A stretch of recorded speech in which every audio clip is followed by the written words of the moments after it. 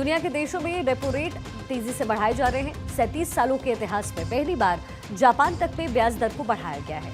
लेकिन दुनिया के मुकाबले भारत की अगर बात करें तो भारत में ऐसी हालात नहीं है। यहाँ पर सरकार महंगाई को कंट्रोल करने की कुछ हद तक सफल रही है और देश की जीडीपी भी पटरी पर चलती हुई नजर आ रही है।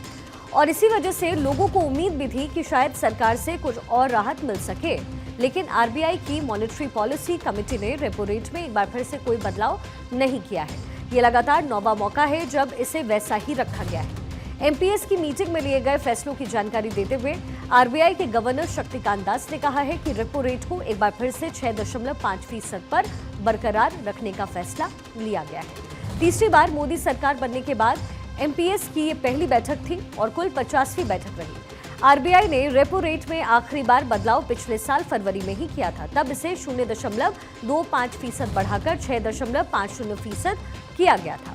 चलिए अब आपको आसान भाषा में हम समझाते हैं कि रेपो रेट होता क्या है और रेपो रेट जब बढ़ता और घटता है तो इस पे, आप पे और हम पे इसका क्या असर पड़ता है। सबसे पहले आपको इसको समझने के लिए रेपो रेट को समझना पड़ेगा। महंगाई से कौन कौन सी चीजें जुड़ती है, उसमें सबसे अहम होता है रेपो रेट। रेपो रेट होता क्या है, दरअसल यहाँ पे मैं आपको वो समझा रही हूँ। सबसे पहले जब आपको या हमें कभी पैसे की जरूरत पड़ती है तो हम क्या करते हैं, बैंक से हम लोन लेते हैं।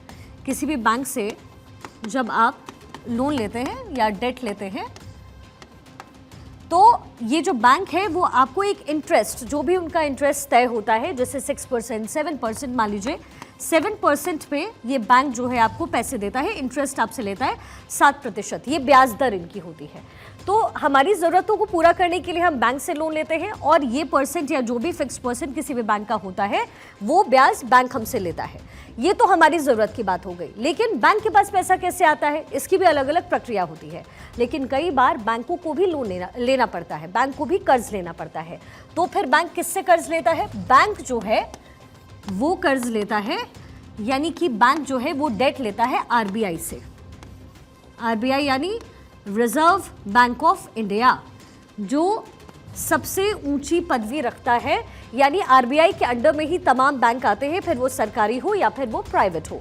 यानी आरबीआई एक ऐसी बॉडी है जो सारे बैंकों को रेगुलेट करती है। अब जब आरबीआई को किसी भी बैंक को लोन देना है तो वो भी जाहिर है ब्याज की किसी दर पर देगा, जो कि इस समय 6.5% है। यानी कि अगर कोई भी बैंक, फर्ज कीजिए अगर एसबीआई है, एसबीआई पैसा चाहता है, उसके पास पैसे की कमी है, तो वो आरबीआई से कहता है कि भाई हमें लोन दीजिए।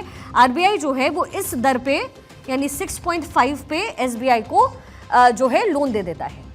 ये जो 6.5 है उसी को कहते हैं हम रेपो रेट। और यही रेपो रेट जो है हमारी महंगाई, या फिर अगर रेपो रेट कम हो तो हमारी चीज़ों का, या फिर बैंक से जब लोन लेते हैं तो वो सस्ती हो जाती है। तो ये अब जाहिर है जब बैंक आरबीआई से लोन लेगा 6.5 के दर पर, एसबीआई को आरबीआई लोन दे रहा है, तो एसबीआई जब हमें लोन देगा, जब एसबीआई हमें या किसी भी आम व्यक्ति को लोन देगा तो जाहिर वो 6.5 से बढ़ा करके या कोई सर्टेन परसेंटेज पे देगा। तो इसी को कहते हैं रेपो रेट। यानी कि अगर आरबीआई कम करता है अपना रेट ऑफ इंटरेस्ट किसी भी बैंक को, जिसे रेपो रेट कहते हैं, तो फिर एसबीआई जैसे बैंक या कोई भी बैंक वो भी आपको कम ब्याज पर आगे जो है लोन देते हैं। इसी को रेपो रेट कहा जाता है। और इसी को लेकर के इस बार भी रेपो रेट में कोई बढ़ोतरी नहीं की गई है, हालांकि इसे कम भी नहीं किया गया है। लेकिन इससे फर्क क्या पड़ता है, मान लीजिए अगर आरबीआई ने बढ़ा के भी दे दिया, अगर रेपो रेट बढ़ा दिया, या फिर आरबीआई का अगर अभी का जिक्र करें तो आरबीआई का जो है इस समय रेपो रेट है 6.5%। अगर ये है यानी एज इट इज़ बना हुआ है, तो उसका मतलब ये हुआ कि चीज़ें महंगी और सस्ती नहीं होगी, लोन लेना आपके लिए और महंगा नहीं होगा।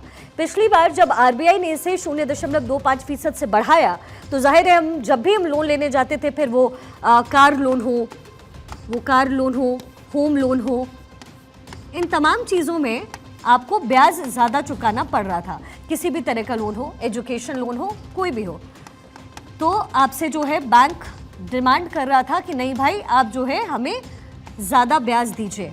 तो जाहिर है रेपो रेट पे पूरी महंगाई डिपेंडेंट होती है। अगर आज आरबीआई अपना रेपो रेट बढ़ा देता तो मान लीजिए घर पे अगर हमें 7% पे कोई बैंक लोन दे रहा है, हमें 7% का ब्याज चुकाना है और रेपो रेट अगर बढ़ गया, आरबीआई ने अगर किसी बैंक को ज़्यादा रेपो रेट पे लोन दिया तो बैंक भी हमें आगे और ज़्यादा महंगाई में उतारेगा। तो कार का लोन अगर मान लीजिए 7% था, रेपो रेट बढ़ने के बाद ये 11 भी हो सकता है, या जो भी कोई बैंक तय करे। ऐसे ही होम लोन में भी होता है, ऐसे ही एजुकेशन लोन में भी होता है। तो इसी को कहते हैं रेपो रेट, यानी रेपो रेट एक तरीके से नियंत्रण करता है महंगाई को। अगर रेपो रेट बढ़ा तो महंगाई बढ़ जाएगी और अगर रेपो रेट कम हुआ तो हमें भी लोन और जो कर्ज है किसी भी चीज़ पर वो सस्ते में मिलेगा।